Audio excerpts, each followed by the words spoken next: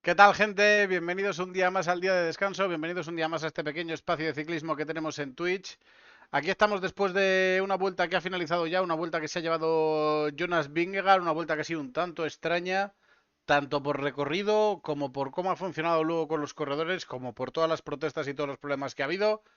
Pero una vuelta que ya ha acabado, que se ha realizado completa y una vuelta que quedará para la historia como la primera vuelta que ganó Jonas Vingegaard, en caso de que gane alguna más, sino como la vuelta que ganó Jonas Vingegaard, una vuelta que pasará a la historia también por las protestas que hubo, que llegaron a hacer que dos de las etapas finalizasen sin ganador y otra se tuviese que recortar en la parte final. Y la vuelta que puede acabar como en la historia, como la vuelta que hizo que el equipo Israel Premier Tech desapareciese o hubiese un cambio en torno a lo que es Israel y las competiciones deportivas. Veremos cómo es qué ocurre en el futuro. Ahora mismo solo sabemos que en la vuelta ha habido muchas protestas, hubo protestas también en Montreal, pero no llegaron al nivel de las protestas en España. El Cabildo de Canarias ha dicho que no pretende alojar el final de la vuelta si corre el Israel.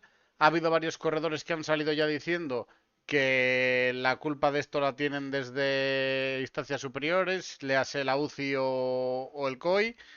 Entonces veremos qué es lo que ocurre. Aquí nos vamos a centrar mayormente en la parte deportiva. Tampoco quiero pasarme una hora hablando de las protestas y todo eso. Estoy totalmente de acuerdo con las protestas. Poco más que decir. Ya lo he dicho varias veces y en varios lugares. Así que tampoco hay mucho más que hablar de ello. Un segundo.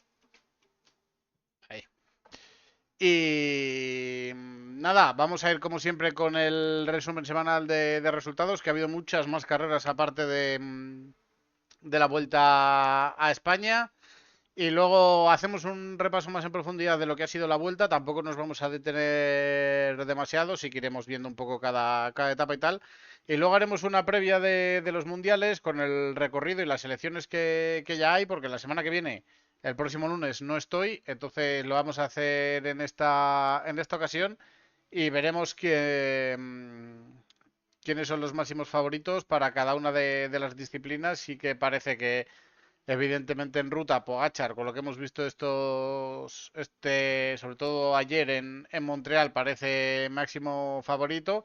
En crono, a priori, debería ser Remco Evenepoel, pero veremos a ver cómo se encuentra, porque creo que no ha corrido nada todavía después del Tour. Y si es el primer día de competición, igual se hace un poco duro. También tenemos allá a Filippo Ganna y hay otros candidatos que parece más abierta, por supuesto, la crono que lo que es la ruta. Así que nada, como decía, vamos para allá con el resumen semanal, como todas las semanas. Aquí tenéis los resultados de todo el resto de carreras y así pasamos a centrarnos en la vuelta. Es un vídeo más largo porque ha habido muchas cosas. Tendré que acelerarlo para subirlo a las redes, pero bueno, ahí va. Resumen semanal de resultados de ciclismo del 8 al 14 de septiembre. Cuatro carreras de categoría 2.2 durante la semana. El Tour of Salalá, que ha vencido a Ande Van Engelen de Terengán. La Vuelta Ciclista a Venezuela, ganada por Luis Guillermo Mora del Gobierno Trujillo MBP Comercio. El Turul Romaniei, en el que se impuso Cesare Cesini del MBH Bank Balance CSB. Y el Gran Prix Chantal Villa, vencido por Alexandre Mayer del Burgos Burpelet BH, corriendo con la selección de Mauricio, que además se llevó 3 etapas y la clasificación de los puntos. Se ha celebrado el Grand Prix Rick Van Looy de categoría 2.1, en el que venció Max Sandersen del Airtox Cal Ras y fue tercero Manuel Peñalver de Polti Visit Malta. Cuatro clásicas de categoría 1.1. El Tour of Vincennes, vencido por Simón Pelot de Lightning Star, seguido por Yukiya Arashiro de Solution Tech, Vini Fantini y Samuel Jenner de Guzishan Scom MVMT. El Giro de la Toscana, Memorial Alfredo Martini, en el que se impuso Isaac del Toro de UAE Emirates XRG, por delante de Michael Storer de Tudor y Steph Crash de Total Energies. El Memorial Marco Pantani, donde se llevó la victoria Michael Storer con Alexandre Delettre de Total Energy segundo y Nanael Tesfazion de Movistar tercero. Y el trofeo Matteotti, donde volvió a ganar Isaac del Toro con Rui Costa de IF Education Easyport segundo y Pau Miquel de Care Pharma tercero. Dos carreras de categoría 1.pro, el Gran Premio Città de Pieccioli Copa Sabatini, donde ganó una vez más Isaac del Toro, con Benjamin Thomas de Cofidis segundo y Ben Granger del MGK Bis Costruzioni e Ambiente tercero, y el Grand Prix de Fourmies La Bout du Nord, en la que se impuso Paul Magnier de Sudal Quick Step, seguido por Pavel Bittner de Picnic Post NL y Yevgeny Fedorov de XDS Astana. De categoría World Tour, las dos clásicas canadienses, el Grand Prix Cycliste de Quebec, en el que venció Julian Alaphilippe de Tudor, seguido por Pavel Sivakov de UAE Emirates XRG y Alberto Bettiol de XDS Astana, y el Grand Prix Cycliste de Montreal, donde la victoria fue para Brandon McNulty de UAE Emirates XRG junto a su compañero Tadej Pogačar, y Quinn Simmons de Lidl Trek fue tercero. Y concluyó la Vuelta Ciclista a España. La semana comenzó con una etapa de media montaña que venció Egan Bernal de Ineos Grenadiers desde la fuga, con Mikel Landa de Sudal Quick Step segundo y Briek Roland de Groupama FDJ tercero. Al día siguiente llegó el final en el Alto del Morredero, donde Giulio Pellicciari de Red Bull Bora-Hansgrohe se impuso por delante de Tom Pidcock de Q36.5 y Jay Hindley de Red Bull Bora-Hansgrohe. Tras ello fue el turno de la contrarreloj de Valladolid, donde ganó Filip Pogana de Ineos Grenadiers, con Jay Vine de UAE Emirates XRG segundo y su compañero Joao Almeida tercero. Etapa llana el viernes, con final al sprint vencido por Jasper Philipsen de Alpecin de Koenig, seguido por Mats Pedersen de Lidl Trek y Orluis Aular de Movistar. La penúltima etapa fue la de la Bola del Mundo, donde se impuso para sentenciar la carrera Jonas Vingegaard de Visma Isabay, con su compañero Sepp Kuss segundo y Jay Hindley tercero. La última etapa en Madrid se canceló por las protestas. Jonas Vingegaard se lleva la general, Joao Almeida ha sido segundo a 1.16, Tom Pidcock tercero a 3.11, Jay Hindley cuarto a 3.41, Matthew Richitello de Israel Premier Tech quinto a 5.55, Giulio Pellicciari sexto a 7.23, Sepp Kuss séptimo a 7.45, Félix Gal de Decaldona G2R La Mundial octavo a 7.50, Thorstein Train de Bahrain Victorious noveno a 9.48 y Matteo Jorgensen de Visma Isabay décimo a 12.16. Mats Pedersen se lleva la clasificación de los puntos, Jay Vine la de la montaña. Matthew Richitello es el mejor joven y el UAE Emirates XRG se lleva la clasificación por equipos. Resumen semanal de resultados. Pues ahí tenéis, eso ha sido todo lo que ha pasado durante la semana. Y nada, vamos ahora a pasar a verlo más en profundidad la vuelta. Como veis, ha habido muchas carreras, sobre todo carreras de categoría 2.2, que está habiendo muchas ahora, y clásicas en Italia, donde tenemos ahora todas las clásicas de otoño, con muchas carreras que acaban finalizando en el Giro de Lombardía. La semana que viene no sé cómo voy a poder hacerlo de los vídeos, intentaré hacerlo cuando pueda, pero veremos si soy capaz, porque va a haber algunos días, de hecho, que no voy a tener ni cobertura, pero bueno. A lo que íbamos, Vuelta Ciclista a España.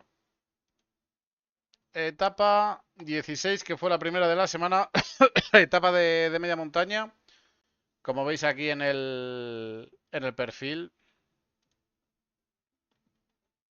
Vaya.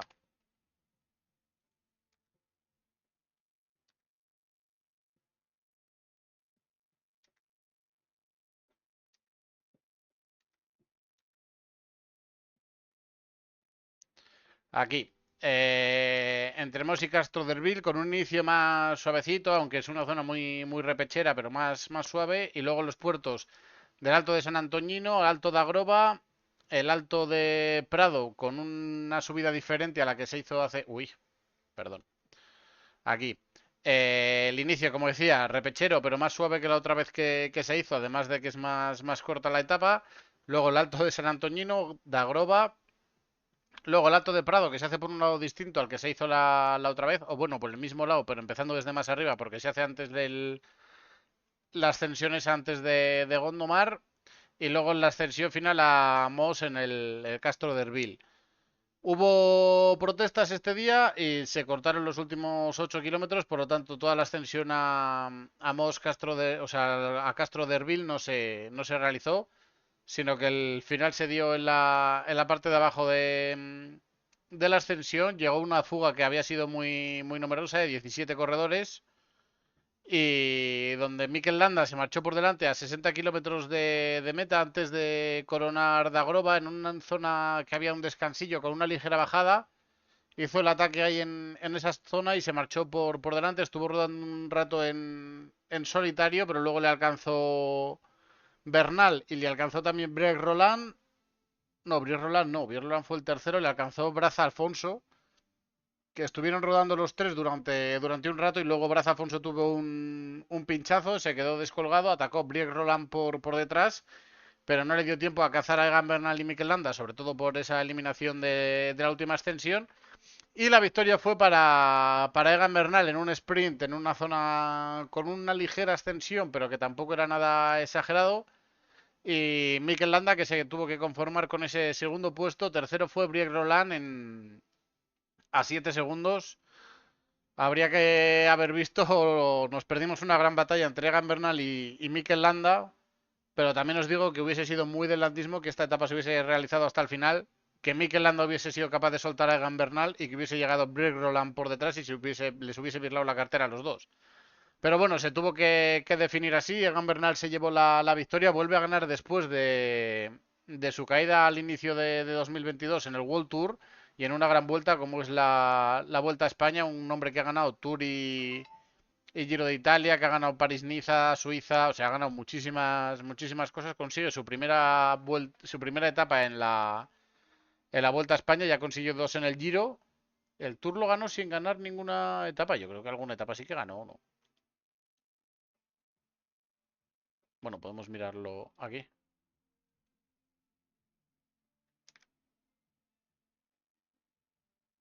No, no ganó ninguna. Hizo segundo en... Ah, bueno, pero esto fue la crono por equipos. No ganó ninguna etapa, ¿eh?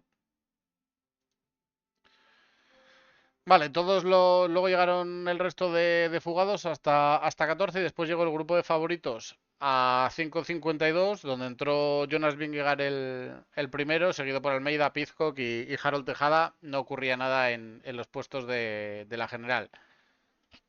Félix Gal sí que perdía tiempo y le adelantaba a Giulio Pellicciari. Torsten Tren adelantaba también a Junior Lecerf, pero lo que son las posiciones más importantes no ocurría nada. Vingegaard seguía manteniendo 48 segundos de ventaja sobre Joao Almeida y ya más de 2 minutos y medio sobre Tom Pidcock. En el mayor de los puntos, Pedersen no se metió en la fuga, aunque parezca sorprendente, pero ya con mucha ventaja sobre Jonas Vingegaard. La montaña Jay Vine la tenía sentenciada prácticamente desde esa segunda semana. Y en los jóvenes, Giulio Pellicciari le sacaba 32 segundos a Matthew Richitello. La clasificación por equipos, como ya habíamos dicho, era para el UAE y no había opción de pelea en ella. Llegaba después la 17ª etapa, la etapa entre el barco de Valdeorras y el Alto del Morjedero, que es una etapa que cabe destacar, más que por su perfil, que al final se desaprovecha el terreno con un inicio bastante llano y un final en una ascensión tremendamente dura y tremendamente bonita, la verdad, pero con unas imágenes absolutamente desoladoras por los incendios ahí en la zona del Morredero, donde estaba todo quemado. Se veía una parte donde la carretera había hecho de cortafuegos y eran imágenes, la verdad es que bastante sorprendentes y bastante duras las de este día.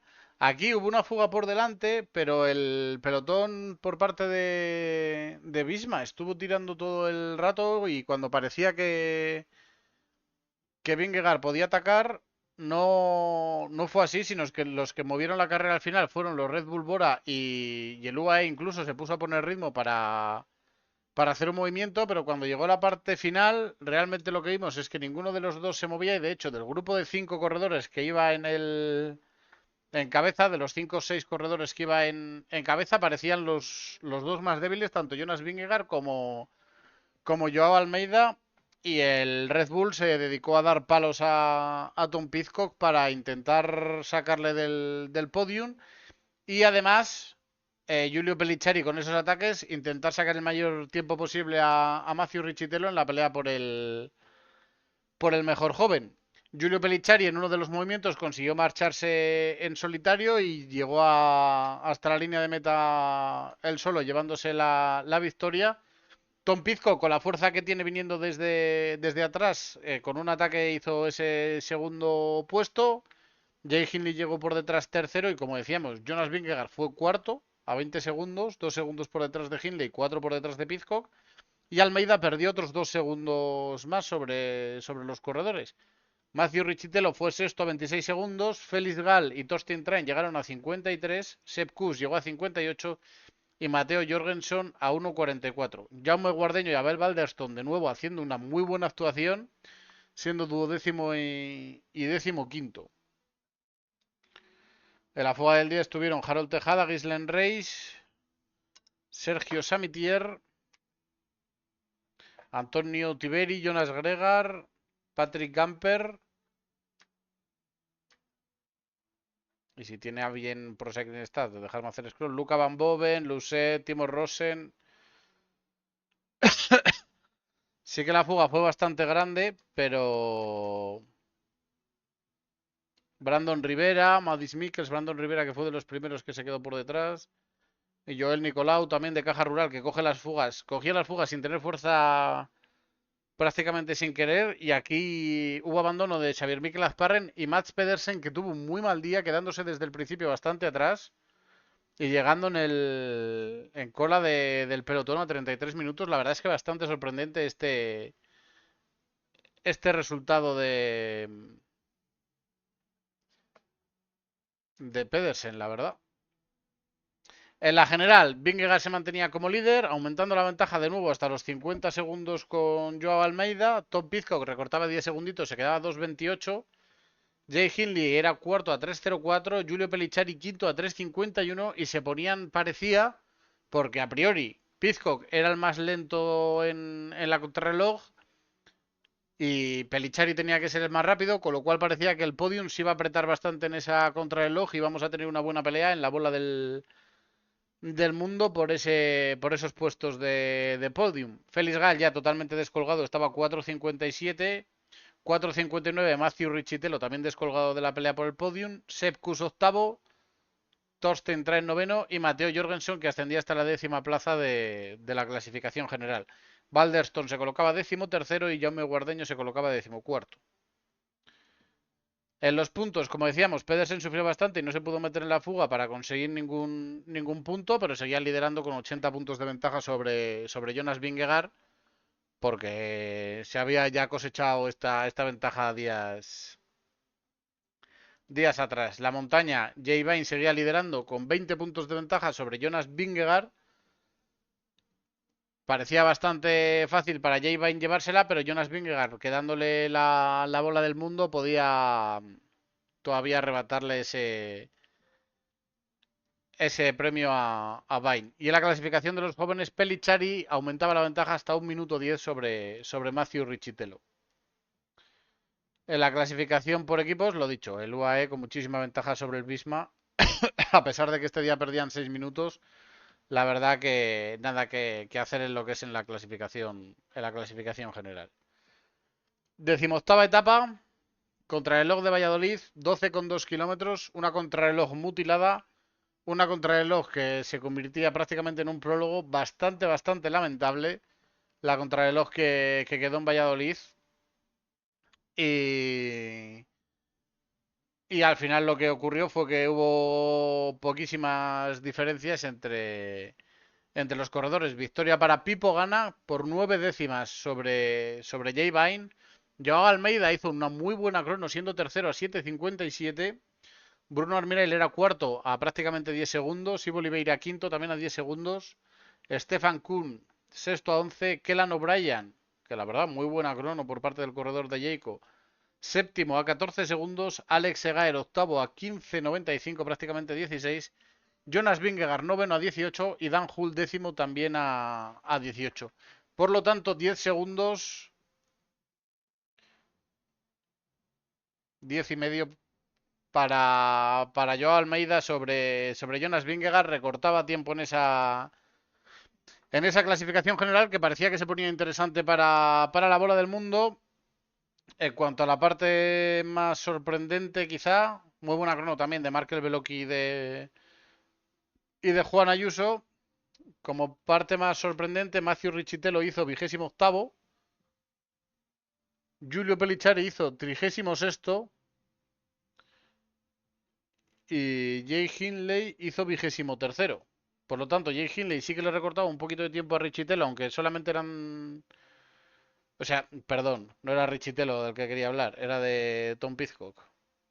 Aunque también estaba Richitelo metido en la pelea por el joven con Giulio Pellicciari, al que le recortaba 9 segundos.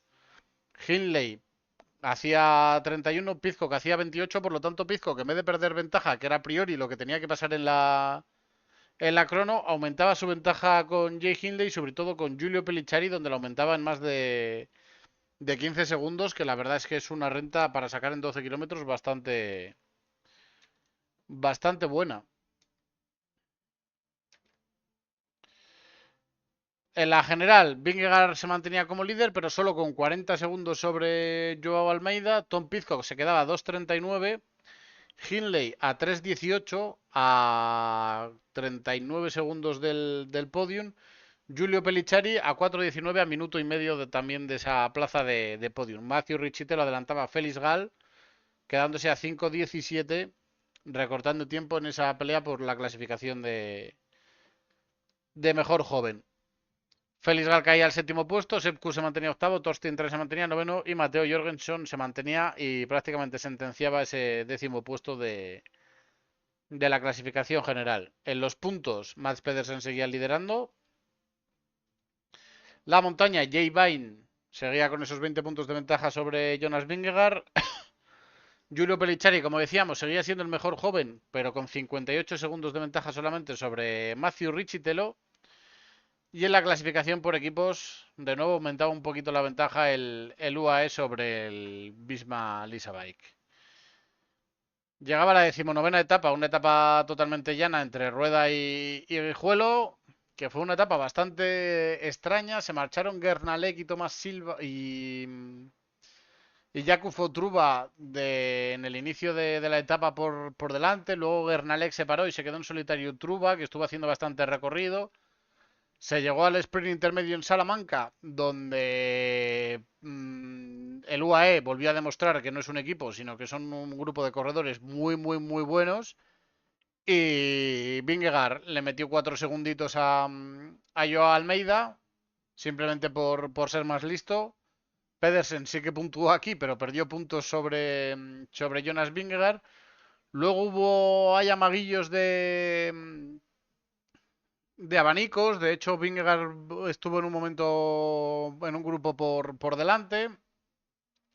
Y hubo cierta batalla, se dio caza a Jakub Truba, se marcharon dos Burgos por delante, Mario Aparicio y Sergio Chumil, la mitad del equipo que quedaba del Burgos, pero con este rollo de los abanicos poco les duró lo de estar por delante.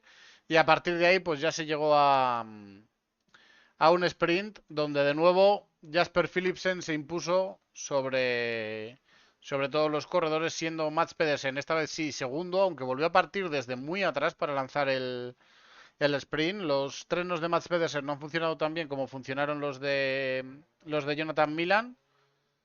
Y Luis Aular, que volvía a conseguir un podium para Movistar, que la verdad es que hay gente que ha dicho que la vuelta de Movistar es para suspenderles. La verdad es que a mí me sorprende bastante llegar a la conclusión de que Movistar tiene que suspender. Posiblemente quitando a los Pro Team españoles, el equipo que más justo llegaba a la vuelta por plantilla, quizá peleándose con Arkea o Cofidis, y con Romo y Castrillo y Orluis Aular han conseguido 6 posiciones de podium en toda la vuelta, que está bastante bien, no han peleado, se les ha visto. Carlos Canal está algún día por ahí también asomando la cabeza, entonces yo creo que es una vuelta bastante decente para las circunstancias en las que se venía. Aunque tenían como objetivo ganar una etapa, era un objetivo muy, muy difícil de conseguir. Y yo creo que la vuelta ha sido bastante buena. Poco más que decir, solo tengo que decir que me sorprende el sprint de Hugo de la Calle haciendo decimocuarto. La verdad, estuvo colocándose muy bien y consiguió ese decimocuarto puesto. El Burgos haciendo lo que podían y como podían, con solo 4 corredores, 4 escaladores, Hugo de la Calle metiéndose aquí en el sprint y haciendo un decimocuarto puesto, Chumil y Aparicio marchándose por delante, Faura, que yo creo que a la última semana ha llegado un poquito más tostadete, pero la verdad que dando la cara dentro de las posibilidades que tenían los del equipo morado. La general, como decíamos, 4 segundos de bonificación para Vingegaard, que alejaban a Joao Almeida hasta los 44 segundos. Tom Pidcock, tercero a 2.43, Jay Hindley cuarto a 3.22, Giulio Pellicciari quinto a 4.23. No hay más cambios en la clasificación general. Richitello, Gal, Kuss, Traen y Jorgensen cerrando el top 10. En los puntos, como decíamos, en el primer sprint Truba pasaba primero, segundo pasaba Vingegaard, Jorgensen pasaba tercero para bloquear los puntos para, o sea, los segundos para los UAE, que no, luego no hizo falta porque ni siquiera se metieron aquí. Pedersen fue cuarto, perdiendo 4 puntitos con Vingegaard, Tulet quinto, pero luego en el sprint de meta Pedersen consiguió esos 25 puntos, con lo cual aumentaba la ventaja sobre Jonas Vingegaard para llegar justo a los 100 puntos de diferencia. Jasper Philipsen asomaba en el tercer puesto, pero muy muy lejos, sin ninguna posibilidad de alcanzar a Pedersen. La montaña, ningún puerto ni ninguna cota categorizada en este día, así que Vine seguía manteniendo esos 20 puntos con Vingegaard. En la clasificación de los jóvenes se seguía manteniendo esa diferencia de 58 segundos entre Pelichari y Richitelo. Y en la clasificación por equipos, el UAE seguía dominando por delante del Bisma. Y llegaba así la 20ª etapa, la etapa de la bola del mundo entre Robledo de Chabela y la bola del mundo, con ese inicio con el Alto de la Escondida y el puerto de la Paradilla, para luego encarar el Alto del León, luego una zona larga de valle en la zona de San Ildefonso y San Rafael, el Escorial y todo esto, y ascenso por el puerto de Navacerrada, por la vertiente de las Siete Revueltas por el lado de Castilla y León, de Segovia, descenso hacia Cercedilla, que luego hablaremos de esto, paso por Guadarrama y llegada a Navacerrada, al pueblo de Navacerrada, donde empezaba de nuevo el puerto, esta vez por la vertiente madrileña, por la vertiente que se bajaba, y luego la bola del mundo en la parte final, esos 3,2 kilómetros finales a más del 12% de desnivel. De nuevo un grupo grande de fuga, pero el UAE controlando todo el tiempo la diferencia para intentar ese último gran golpe, haciendo la etapa dura desde el inicio. En el puerto de Navacerrada, Juan Ayuso prácticamente hizo un trabajazo que reventó a todo el pelotón. Coronaron un grupo como de 12, 13 corredores, todos juntos por detrás del grupo de la fuga, donde se provocaron los movimientos en ese primer paso, donde se marcharon por delante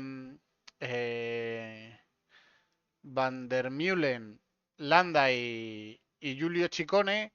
Se quedó por detrás Mario Aparicio, que lanzó el ataque justo al coronar, pero luego la contra fue cuando se marchó el grupo con otros 7 corredores que quedaban por delante. Se bajó el puerto en la zona de Cercedilla.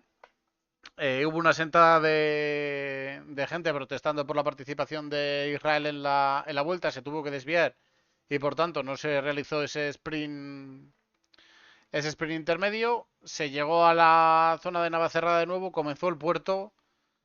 Y de nuevo, trabajo del UAE, Mikel Landa marchándose en solitario en cabeza, luego siendo alcanzado por Ciccone, marchándose Ciccone por delante, luego le volvió a alcanzar Mikel Landa y los dos llegaban hasta la bola del mundo, justo el inicio, cuando eran alcanzados por el pelotón de los favoritos, donde estaba Joao Almeida, donde estaba Jonas Vingegaard.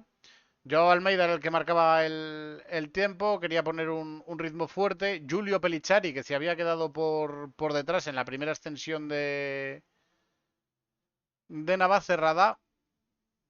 Y se marcharon. Intentó hacer luego un movimiento Jay Hindley, intentó moverse también Tom Pidcock.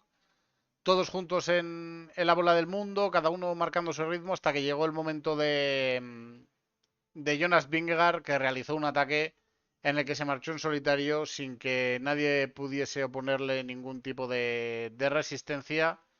Se llevó la victoria de una manera clarísima, ganando unos segunditos más para esa clasificación general y llevándose la victoria. Por detrás, Almeida tiraba para intentar recortar esa diferencia con Jonas Vingegaard, lo cual aprovechó Sepp Kuss, que fue segundo en la etapa. Tercero fue Jay Hindley, luego llegó Tom Pidcock a 18 segundos y Joao Almeida, que llegó totalmente desfondado, fue quinto a 22. Matthew Richitelo fue sexto a 24 segundos. Jay Vine séptimo a 47. Giulio Ciccone, que aguantó desde la fuga, octavo a 1.11. Junior Lecerf noveno a 1.22. Finlay Pickering décimo a 1.30. Giulio Pellicciari llegaba decimosexto a 2.50. Con lo cual perdía el maillot de los jóvenes. También cabe destacar la actuación de Chumil, que fue vigésimo después de estar en la fuga, así como Mario Aparicio, que fue vigésimo tercero. Han acabado bien la vuelta estos corredores del Burgos. Lástima el virus. Hubiese estado bonito ver de qué hubieran sido capaces si no hubiesen tenido este virus. Porque, por ejemplo, a Sergio Chumil, todas las veces que le hemos visto sin el virus, ha estado cerca del top 20 en todas las etapas. Entonces hubiese sido un buen corredor para la general. Y al final lo que quedará aquí del Burgos es que no hicieron una buena vuelta, aunque realmente han peleado todo lo que han podido para acabar con 4 corredores, pero eso se diluirá en el tiempo y al final quedará que no fue una buena vuelta de los Burgos Burpelet BH, por muy lastimoso que sea. La clasificación general quedaba con Jonas Vingegaard como líder y ganador virtual de la vuelta. Joao Almeida segundo a 1.16. Tercero Tom Pidcock a 3.11. Cuarto Jay Hindley a 3.41. Actuación absolutamente sorprendente y muy muy buena de Tom Pidcock, la verdad. Yo pensé, primero, que no iba a venir a la vuelta y segundo, que si venía iba a ser de paseo. Pensé que el Q36.5 no iba a hacer nada y la verdad es que han honrado la invitación, no se les puede decir nada al respecto. Buena actuación de Tom Pidcock cerrando en el podium. Hindley, como decíamos, se tuvo que conformar con el cuarto puesto. Matthew Richitelo alcanzaba ese quinto puesto, el corredor del Israel, que ya ha firmado por el Decathlon. Es complicado, CGM, CGA o algo así que va a ser el año que viene. A ver. CMA, CGM. Casi. Y se convertía también en el mejor joven de la carrera. Giulio Pellicciari caía hasta el sexto puesto a 7.23. Sepp Kuss ascendía al séptimo a 7.45. GC Kuss ha vuelto a la vida. Después de ganar aquella vuelta había estado desaparecido, no había podido hacer gran trabajo y no había acabado tan arriba en ninguna clasificación general. Aquí le volvemos a ver y a ver si el año que viene vuelve a tener un buen año Sepp Kuss, porque la verdad es que en el trabajo que hace en Visma es una cosa espectacular. Félix Galkay al octavo puesto a 7.50. Torstein Tren era noveno a 9.48. Jorgensen décimo a 12.16. Abel Balderston y Jaume Guardeño acababan decimotercero y decimocuarto. Buena actuación de los dos corredores de Caja Rural. Para encontrar un Burgos tenemos que bajar hasta el 47º puesto donde estaba José Luis Faura. La verdad es que con el tiempo perdido con el virus no tenían nada que hacer, porque la verdad es que si vemos, por ejemplo, a Chumil en... estaba vigésimo en la general y luego llegaron las etapas de Bilbao, Laredo, Angliru y Lagos de Somido, que son en las que estuvo enfermo, y Monforte de Lemos también. De ahí ya perdió una barbaridad de tiempo. A partir de ahí ya empezó a recuperar algo, pero con todo el tiempo que tenía, algo de forma, quiero decir, pero con todo el tiempo que tenía perdido ya poco pudo hacer. Intentó meterse en las fugas y tal, pero mala suerte la que ha tenido el Burgos en la carrera. En la clasificación de los puntos, como decíamos, el sprint de Cercedilla ya no se pudo disputar. Jonas Vingegaard cogía los 20 puntos de la meta, se quedaba 80 puntos de Mats Pedersen, con lo cual ya Mats Pedersen era totalmente, oficialmente el ganador del maillot verde. Jay Vine, que conseguía aguantar el maillot porque la bola del mundo solo daba 15 puntos, a pesar de ser un puerto de categoría especial. Y no cogió ningún punto. Antes he dicho Van der Meulen, era Van der Lee, el corredor del IF Education. Solo daba 15 puntos y al no haber cogido ningún punto antes Jonas Vingegaard no podía alcanzar a Jay Vine, que se llevaba la victoria en el maillot de la montaña con 61 puntos por 56 de Jonas Vingegaard. Almeida era tercero con 32, muy muy lejos. La clasificación de los jóvenes, Richitelo, como decíamos, se llevaba el maillot blanco por delante de Giulio Pellicciari con ese último día tan negro para Pellicciari. Y en la clasificación por equipos, el Bisma volvía a recortar otros 6 minutos al UAE, pero seguía manteniéndose el UAE por delante con muchísima diferencia. Y así tenía que comenzar la 21ª etapa en Madrid, pero debido a las protestas por la participación del equipo Israel, unas protestas donde se dice que llegó a haber cerca de 100.000 personas, pues el circuito fue totalmente invadido y no se pudo realizar la parte final. Por lo tanto, no hubo ganadores de etapa ni hubo tiempos de diferencia. Vingegaard se llevaba la general, como ya habíamos dicho, todas las clasificaciones quedaban igual porque tampoco se disputaba el sprint intermedio. Así que por lo tanto, Vingegaard ganador, Almeida y Pizco completaban el podium, Mats Pedersen ganador de la clasificación de los puntos, Jay Vine ganador de la clasificación de la montaña, Matthew Richitelo mejor joven, UAE Team Emirates XRG mejor equipo de la Vuelta a España. Hemos tenido otras carreras, sobre todo destacar lo que ha pasado en Canadá estos 2 días, el viernes y el domingo. El viernes con la actuación extrañísima de Tadej Pogačar, con la victoria de Julian Alaphilippe. Un Pogačar que se marchaba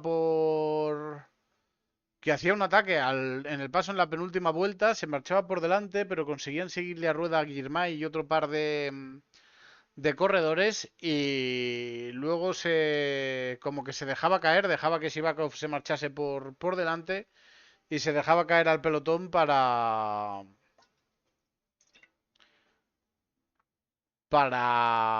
ir con el resto de corredores. La verdad es que es bastante inentendible porque tenían a Brandon McNulty por ahí también para realizar el trabajo y con Sivakov podían hacer el trabajar con la mayoría, pero no fue así. Atacó Julian Alaphilippe en cabeza y se marchó por delante sin que pudiese hacer nada Pavel Sivakov por seguirle. La verdad es que, como digo, bastante extraño todo lo visto. Más cositas que en Montreal. Ahí sí que Pogačar fue totalmente superior. Se marchó en la antepenúltima ascensión se marchó del pelotón, alcanzó a Brandon McNulty y a Quinn Simmons, que marchaban por delante. En la penúltima ascensión, sin prácticamente. Lo del ataque de Pogačar en la penúltima ascensión de Montreal es increíble, porque sin moverse lo más mínimo del sillín, ni prácticamente cambiar la cadencia que llevaba ni nada, acelera y se va parece que sin ningún esfuerzo. Quinn Simmons le intenta seguir, no puede, Brandon McNulty le coge rueda y al poco le ataca para remarcharle, se marcha en solitario. Pogačar, viendo que ya no hay peligro, espera a Brandon McNulty y entran los dos juntos en meta, cediéndole la victoria a Tadej Pogačar a su compañero, que no sé si será la victoria más importante de su carrera. Bueno, ganó el Tour de Polonia, pero ahí en cuanto a nivel de victoria. Ganó el Tour de Polonia, por cierto, este año también. O sea que nada mal el final de temporada que está haciendo Brandon McNulty, nada mal el final de temporada que está haciendo UAE, porque Isaac del Toro está reventando a todo el mundo en las clásicas italianas. Ha llevado ya 4, me parece, lo cual está siendo absolutamente espectacular. Y poco más que comentar de lo que ha pasado estos días. Vamos a hablar del Mundial de la semana que viene.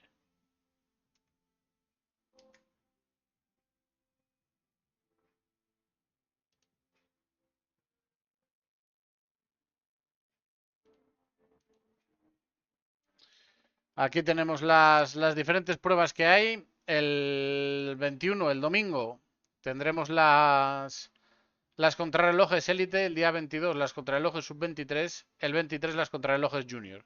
El día 24 será el día del relevo mixto.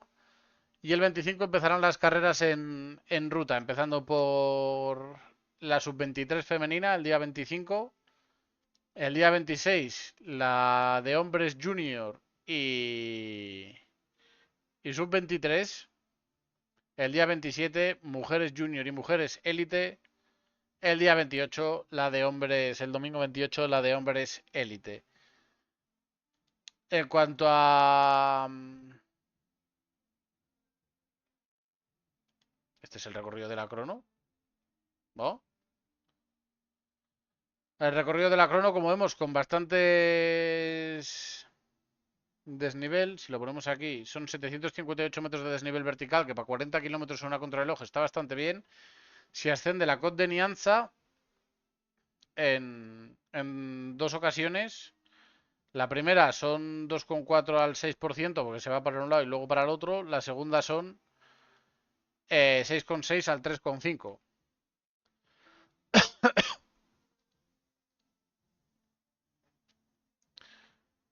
Aquí se ve el mapa, pero se ve muy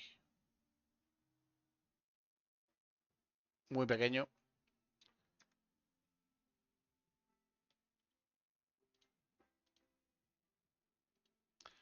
Aquí tenemos mejor vista del mapa. Se sale de Kigali, se va hacia el sur, se hace la ascensión a Nianza, se baja hasta esa curva en forma de U, se vuelve a ascender Nianza y luego en el cruce se marchan hacia la izquierda para hacer la Côte de Peg, bajarla y luego ir hacia la parte final donde está la Côte de Kimihurura, que es 1,3 al 5,9 en terreno empedrado. La Côte de Pejantes es 1,9 al 6,6. Y luego ese final con también el ligero ascenso. Es una contrarreloj muy dura, la verdad.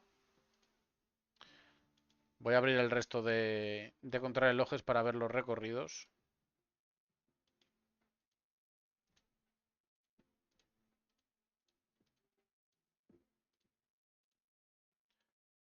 Vale, la de mujeres, como vemos, es sin hacer el paso hacia la Côte de Peg. Son 31 kilómetros en lugar de los 41 de los hombres, pero también bastante dura la contrarreloj. Y luego en sub-23, la de hombres son los 31 kilómetros que hacen en el femenino. Para para el femenino sub-23, en la cima de Nianza es donde se da la vuelta, en vez de bajar y volver a subir, se da la vuelta directamente en la cima y se hacen solo 23 kilómetros, haciendo luego la parte final también con Kimi Jurura. Y es el mismo recorrido para los hombres junior. Y para las mujeres junior, lo que se hace es llegar hasta el inicio de la ascensión a Nianza y ahí se da la vuelta sin llegar a hacer esa ascensión para dejarlo en 18 kilómetros. En cuanto a la participación, en los hombres tenemos a Australia con Luke Plapp y Jay Vine. Hay que ver a Jay Vine porque ha hecho una buena crono en la Vuelta a España y va a estar en buena forma. Habrá que ver qué puede hacer. En Bélgica tenemos a Remco Evenepoel máximo favorito, en mi opinión, porque además como tiene cierta dureza la contrarreloj, yo creo que eso le hace más favorito que a Pipo Gana. Luego están Florian Vermeers e Ilan Van Wilder. En Benin está Sotdieye, la República Checa no se sabe aún. Taramae en Estonia, Negasi Jailo Abreja y Bizay Tesfurredae en Etiopía. En Alemania, Max Schachmann y Miguel Heidemann. En Italia, Sobrero y Cattaneo, que son buenos corredores también. En Países Bajos, Timen Aresman. En Noruega, Andreas Legnesund. Buen corredor Aresman también para esta crono. En Eslovenia, Tadej Pogačar, que veremos cuánto puede plantearle a... O sea, en Italia son Sobrero y Cattaneo, no lo corre Pipo Gana. Bueno, entonces favoritísimo Remco Evenepoel, a excepción de lo que pueda hacer Tadej Pogačar en esa zona más dura, pero yo creo que Pogačar y Evenepoel.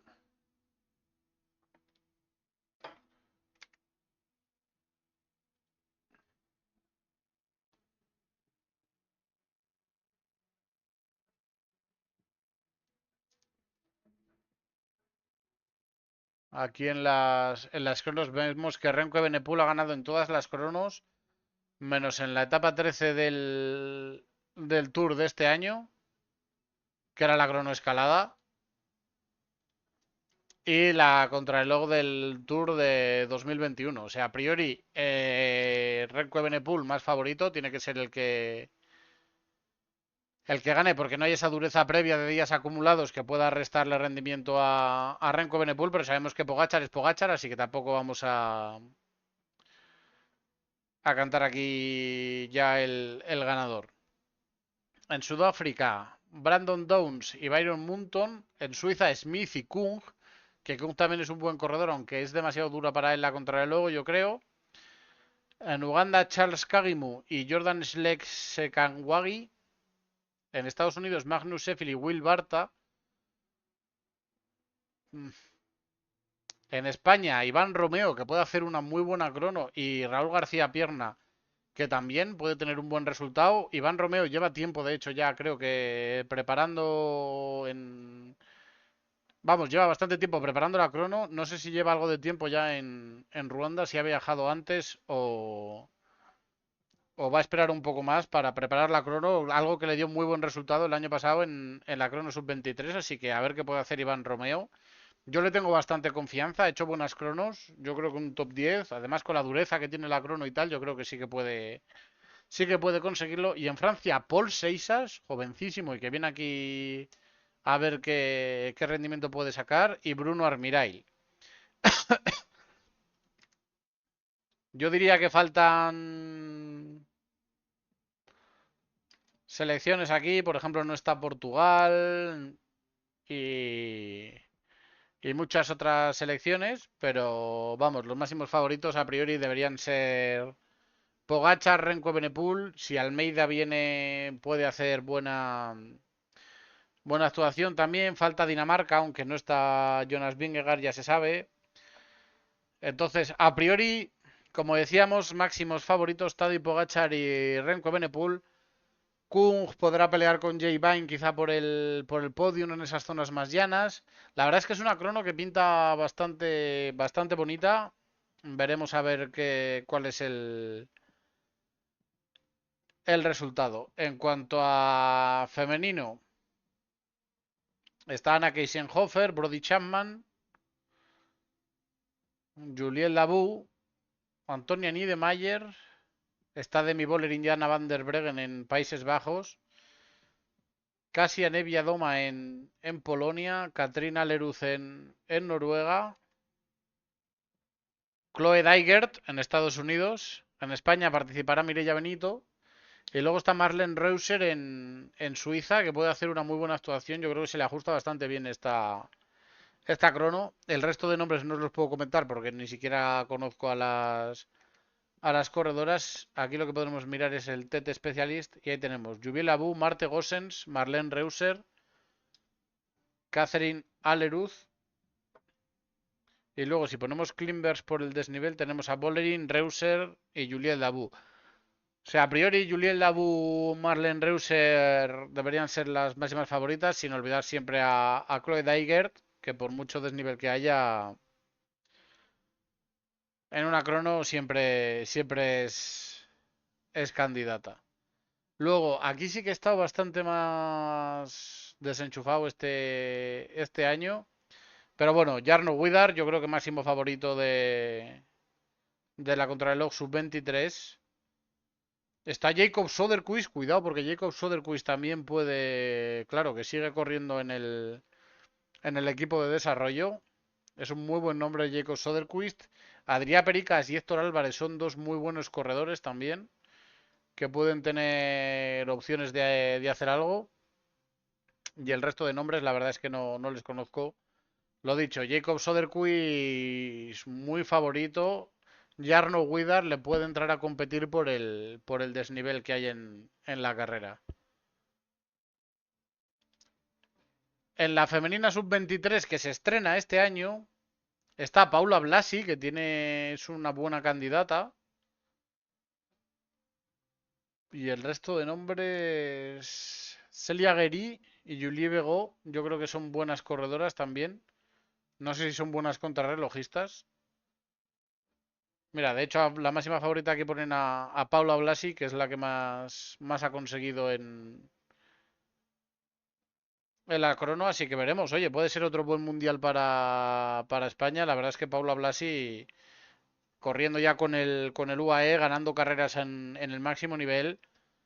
Entonces, siendo cuarta en el Tour de Romandía, por ejemplo, y ganando el prólogo inicial.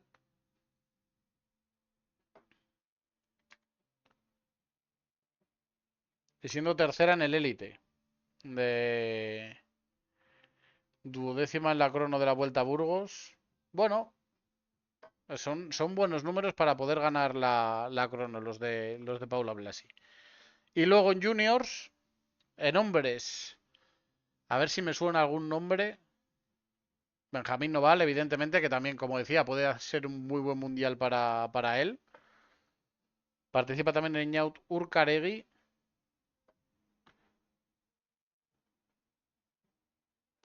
Y luego la verdad es que el resto de nombres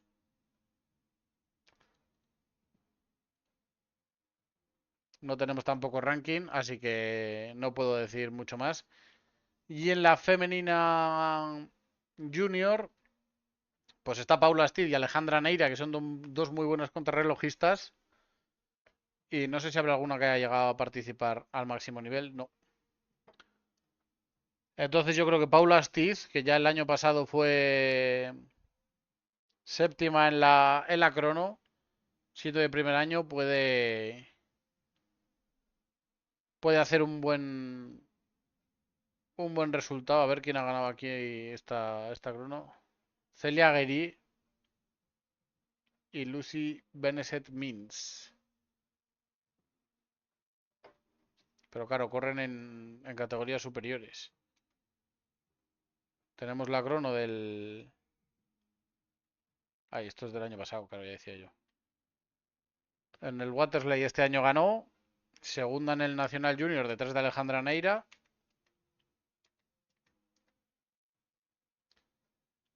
Y no ha corrido más contrarrelojes. Pero veremos. Yo creo que sí que puede ser bastante favorita.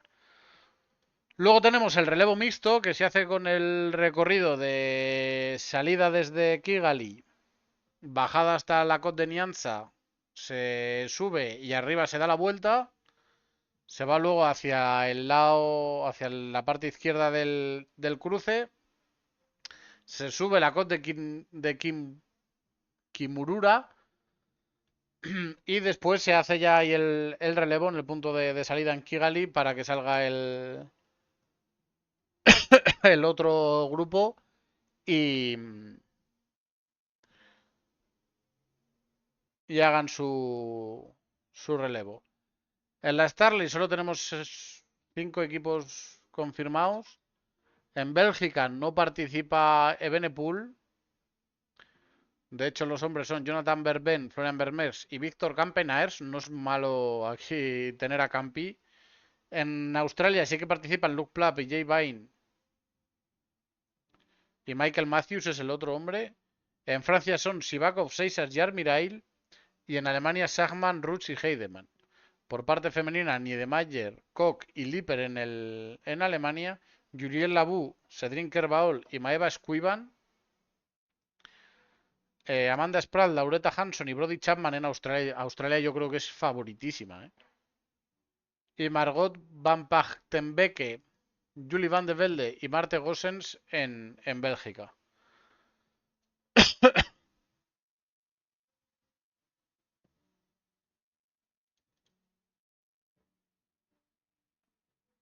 No me sacan por ranking los favoritos.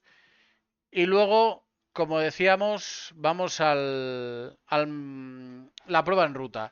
Se inicia con el femenino sub-23, que hacen 119 kilómetros en el circuito. Iniciando en Kigali, yendo hacia el norte para hacer la Côte de Kigali Golf y luego se hace la Côte de Kimi Murura.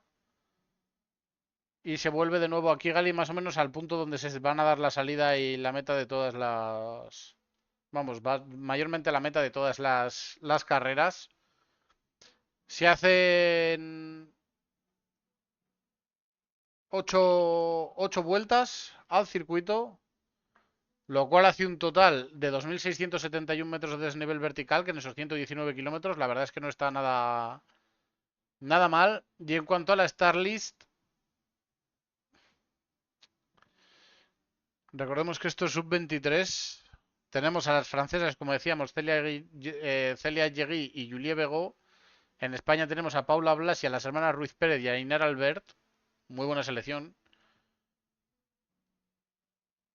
En Suecia está Soderquist. Ah, claro, esto es femenino. Es Karin Soderquist, que es la. No, es hermana de Anna Soderquist, pero no tienen que ver con el otro Soderquist. Qué curioso.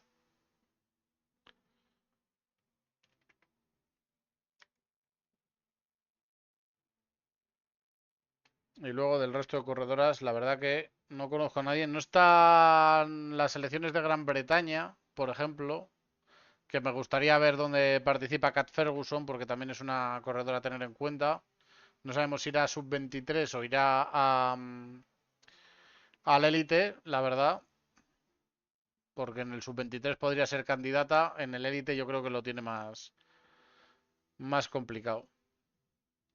Luego está el de hombres junior, también con las 8 mismas vueltas, los 119 kilómetros. Y aquí nombres que nos puedan sonar, pues no veo así. Yo creo que igual es Benjamín Noval el máximo favorito, ¿eh? Yo creo que España puede hacer buenos resultados en estos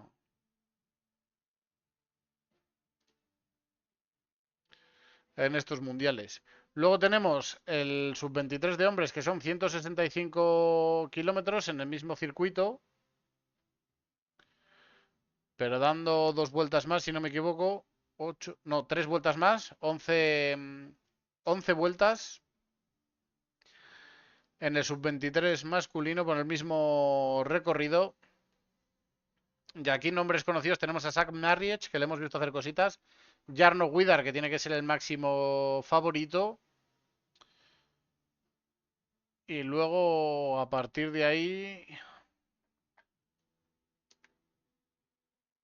Storming Ingebrigtsen, que le hemos visto en el Tour de Noruega y en la Arctic Race de Noruega hacer cositas. Así que veremos a ver qué puede hacer aquí. Jacob Omsel, que le hemos visto también hacer buenas cosas corriendo con el Bahrain Victorious. Jacob Soderquist, por supuesto, en Suecia. Héctor Álvarez, Adrià Pericas, Pau Martí, y Samuel Fernández como corredores en España son muy buenos nombres. También están Iker Gómez y Unai Ramos, pero Héctor Álvarez y Adrià Pericas y Pau Martí pueden ser máximos favoritos para la carrera, la verdad.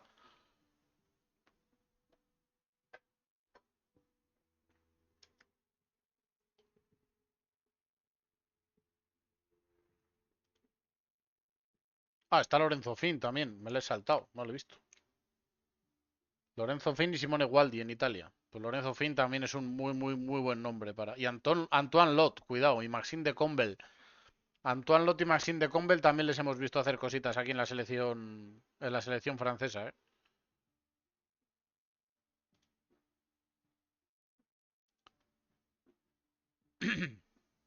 Pavel Novak también.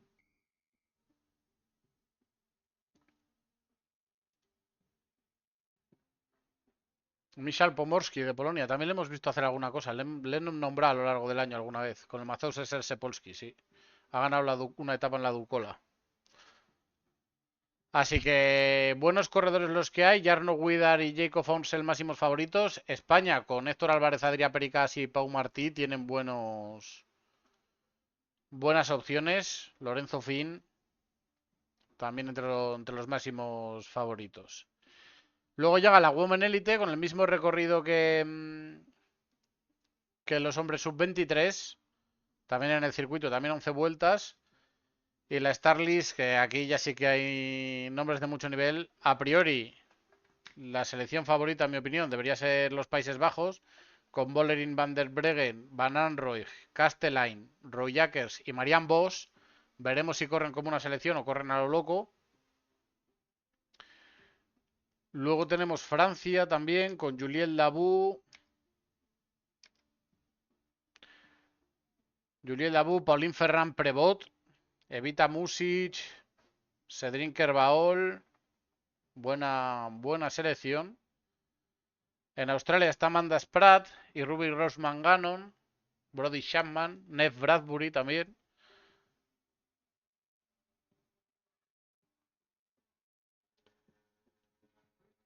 En Alemania está Antonia Niedermayer. En Mauricio está Kimberly Pienaar Lecour con su maillot de falsa campeona del mundo, el maillot de campeona de Mauricio. Veremos si puede ganar el maillot de campeona del mundo. Kasia Niewiadoma en Polonia, que yo creo que es un recorrido que se le adapta bastante bien también. En Suiza tenemos a Marlene Reuser, a Noemi Reg, que son Elise Chavy también, que son buenas corredoras. Ruth Edwards y Chloe Dygert por parte de Estados Unidos. Y luego en España está Mavi García, Mireia Benito, Sara Martín, Anne Santesteban, Ursula Ostolaza y Alicia González. Es una muy buena selección también, la de España, con buenas escaladoras y buenas corredoras para este tipo de recorrido, con Sara Martín y Mireia Benito, que entiendo que se dedicarán más a hacer trabajo en equipo. Y luego Anne Santesteban o Mavi García, Ursula Ostolaza son buenas corredoras para rematar. Alicia González también supongo que hará trabajo de equipo. Y luego tenemos el junior femenino con 5 vueltas al circuito, el mismo circuito, lo cual hace 75 kilómetros con 1.349 metros de desnivel vertical. El de mujeres élite y hombres sub-23 hace 164 kilómetros con 3.676 metros de desnivel vertical, que ya es desnivel acumulado para esa distancia. Y luego, en cuanto a la Starlist del Junior femenino, pues yo creo que aquí realmente Paula Hostiz debe ser la máxima favorita. Yo no sé si el Reino Unido no va a participar en el Mundial. Me parece extraño. Y luego el circuito de hombres élite que se hace. Esto tiene más chicha aquí que otros. Porque se hace en 9 ocasiones. Luego se sale del circuito para ir hacia el Mont Kigali y el muro de Kigali que se hace ahí en una ocasión. Era obligatorio hacerlo al menos en una de las pruebas del Mundial. Y luego se vuelve a entrar otra vez en el circuito después de hacer esa salida del recorrido para hacer otras 6 vueltas, lo cual hace 268 kilómetros, 267 y medio y 6.096 metros de desnivel vertical, que es una auténtica barbaridad. En cuanto a la Starlist, evidentemente el máximo favorito es Tadej Pogačar, que además tiene una selección con Primo Roglic, Matej Mohoric, Domen Novak, Luka Metsec, Matej Gobekar, Gal Glibar, Jaka Primozic y Matic Zumer, que es una selección espectacular. En Francia tenemos a Julian Alaphilippe, Louis Baguet, Julien Bernard, Jordan Jegat, Valentin Madouas, Valentin Paret-Pentre, Paul Seixas y Pavel Sivakov. Sivakov hizo ya un trabajito el año pasado para Tadej Pogačar. Veremos este año a ver qué puede hacer Paul Seixas. En México tenemos a Isaac del Toro, que en Italia está brutal, pero que veremos a ver si corre para el mismo, si ayuda a Pogačar, si intenta la victoria, porque puede ser un duro contrincante. Sí que es cierto que son, pongámoslo al nivel, son 260 kilómetros, Pocas veces ha hecho Isaac del Toro o ninguna una distancia tan grande, entonces hay que poner un poco de calma. Y si en el paso por el Monte Kigali Isaac del Toro se baja, tampoco tiene que sorprendernos demasiado. Si no llega a la meta o si tiene un mal resultado, es algo que puede ocurrir, pero también puede ocurrir la de que sea un duro rival para Tadej Pogačar. Por España van Juan Ayuso, Abel Balderston, Marc Soler, Iván Romeo, Carlos Verona, Carlos Canal, Rulli Adrià y Raúl García Pierna. Es una muy buena selección donde Juan Ayuso tendrá que tratar de mantenerse lo más cerca posible de Tadej Pogačar y el resto de corredores a navajear, buscar un corte por delante, intentar pillar buenas piernas y si hay suerte pescar un metal. En Suiza, los hermanos Christen, Mark Hirschi, Fabian Weiss y Mauro Smith, una buena selección de navajeros para una carrera como esta. En Noruega tenemos a Andreas Leknesund, Embret Svastad Borsen, Johannes Staunemitted y Sven Erik Bistrom, que no está mal. Onje Ilic para Serbia, que tampoco hay mucho que cortar ahí. Por Mauricio Van, Alexander Mayer y Evelyn de Comarmont, corredor del Burgos. En Países Bajos, Timen Aresman, Bok Moyema, Wout Poels, Sam Omen, Fran van den Broek y Menno Huijsen. Países Bajos sin Mathieu van der Poel, la verdad es que la selección queda un poco como coja para estos mundiales. En Italia, Giulio Ciccone, Giulio Pellizzari, Andrea Bajoli, Lorenzo Fortunato, Marco Frigo, Matías Catario y Matías Sobrero. Muy buena selección la de Italia. Pellizzari, Ciccone. Lo que pasa es que a Ciccone se le ha hecho larga la vuelta. Veremos a ver lo que puede hacer aquí en el Mundial, si puede recuperar el golpe de pedal o si tiene demasiado desgaste. A Pellizzari le hemos visto muy bien. Y luego Fortunato, Bajoli, Frigo, Catani y Sobrero, navajeros puros y duros. Por Irlanda, Eddie Dunbar, Ben Healy, Darren Rafferty, Archie Ryan, Rory Townsend y Ryan Mullen. Sobre todo aquí Ben Healy es el nombre a seguir. Tremendo navajero, le viene bien el perfil. Quizá un pelín demasiada dureza, pero yo creo que puede hacer un buen rendimiento. Chumili Vázquez por parte de Guatemala, otro nuevo corredor del Burgos. En Hungría, Tila Walter. En Granada, Red Walters. En Gran Bretaña, Oscar Onley y Tom Pizcock, que Pizcock puede ser también un muy buen candidato, que le hemos visto que ha acabado muy bien la Vuelta a España. En Alemania, Felix Engelhardt, Miguel Heidemann, Jonas Rutz, Max Schachmann, Florian Stork y George Zimmermann. En Estonia, Rein Taramae. En Eritrea, Vini Germay. En Ecuador, Richard Carapaz. En Dinamarca, Matías Esquielmos, que puede ser un buen candidato. Recordamos que ganó en Amstel, colándose ahí entre Benepul y Pogačar. Anders Foldager, Anton Charmin, Christopher Jules Jensen, Michael Valgren, Asbjørn Hellemous, Mikkel Frøly Corone y Casper Pedersen. Falta aquí el amigo Jonas, pero bueno. En Colombia, Egan Bernal, Harold Tejada, Brandon Rivera y Walter Vargas. En Australia, Chris Hamilton, Chris Harper, Jay Hindley, Michael Matthews, Luke Plapp, Callum Scottson, Michael Story y Jay Vine. Muy buena selección también la australiana. Y en Bélgica, la otra gran selección, Remco Evenepoel, Víctor Campenaerts, Ties Benoot, Ilan Van Wilder, Quinten Hermans, Sander Maurice, Kian Uijtdebroeks y Florian Vermeers. Remco Evenepoel con una selección que suele trabajar bastante bien en equipo, con gregarios como Víctor Campenaerts, Ties Benoot o Ilan Van Wilder, Sandro Maurice o Quinten Hermans, que pueden hacer un trabajo espectacular. Florian Vermeers también puede hacer muy buen trabajo como gregario. Lo que pasa es que normalmente es gregario del otro, entonces ahí tengo yo un poquito más mis dudas. Y Keanu Uijtdebroeks, que puede ser un buen nombre para jugar como outsider, como baza ajena. Un mundial que se presenta muy muy bonito. Iré siguiendo lo que pueda, porque como os digo, no voy a estar. Pero se presenta muy bien, bastante interesante. Y con ese rollo de que es en Ruanda, que va a ser una cosa distinta de ver este año. Máximo favorito, Tadej Pogačar. Yo creo que España tiene opciones de conseguir varios metales. Veremos a ver si hay también ese puntito de suerte que hace falta siempre.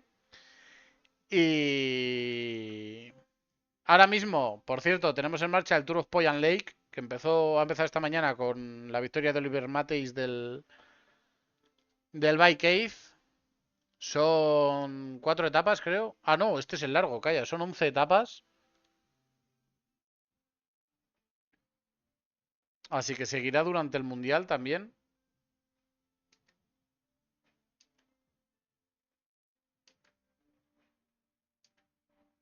Así que entonces tengo que hacer vídeo de resultados todos los días, cuando no esté, ¿eh? Categoría 2.2, buena carrera, bastante larga.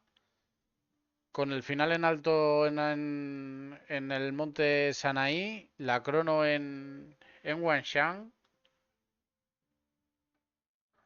la etapa de Mopanshan Forest, que tiene 2000 metros de desnivel vertical en solo 106 kilómetros, y la etapa de Lusan Scenicaria, que es en la que se ha corrido hoy. Y luego estos días, durante la semana, tenemos el Tour de Luxemburgo, la Okolo Slovenska, el Grand Prix de Valois, el, el Campeonato de Flandes, el Championship van Vlaanderen, el Tour of Wanshan. Y luego a partir de ahí empieza ya el Mundial. Tenemos el Grand Prix d'Isbergs, la Goisep Hill, el Giro de la Romaña, la crono del Mundial. Y luego durante esa semana tenemos la Omloop van het Houtland, el Tour de la Mirabel, el Arno Waller Memorial, el Grand Prix Cherami, la Paris-Chauny. Y luego ya cerraremos la semana con el Mundial Élite masculino y empezará el Tour de Langkawi, donde puede haber una buena participación, ¿eh? Val Burgos, Burpelet, BH, Barker Pharma. Así que tendremos representación española. Ya lo miraremos el lunes cuando esté de vuelta. O sea que va a tener que grabar vídeo todos los días. Durante los días de vacaciones, pues intentaré aprovechar para decir también quién ha ganado los metales en el Mundial. Así que nada, gente, lo dejamos por aquí. Esto es todo lo que ha ocurrido durante la vuelta en cuanto a la parte deportiva, porque del otro tampoco quiero hablar demasiado. Aunque ya lo he dicho que estoy de acuerdo y vuelvo a repetirlo. Esa es la previa que podemos hacer del Mundial con la participación que tenemos hasta ahora, porque no hay más. Lo vuelvo a repetir. Para mí, Evenepoel y Pogačar máximos favoritos a crono y ruta. Creo que España puede conseguir bastantes metales si hay un poquito de suerte y se corre bien. Así que nada, volveremos para hacer el post de los mundiales y la previa ya de ese inicio del final de la temporada con Langkawi y ese tipo de carreras. Así que nada, si habéis visto esto en YouTube, dadle un like, comentad y suscribiros al canal para hacerlo crecer. Si estáis en Twitch, muchas gracias por estar aquí. Nos vemos mañana con un poquito de Fortnite, yo creo. El miércoles se subirá el vídeo de la Asmara. El miércoles haremos directo también del manager general, que ya dejará de ser Asmara el equipo. El jueves tengo que hacer algunos recaos. Luego veremos si, dependiendo del tiempo que tenga, haré mini Castrol o Fortnite. Así que nada, gente. Muchas gracias a todos.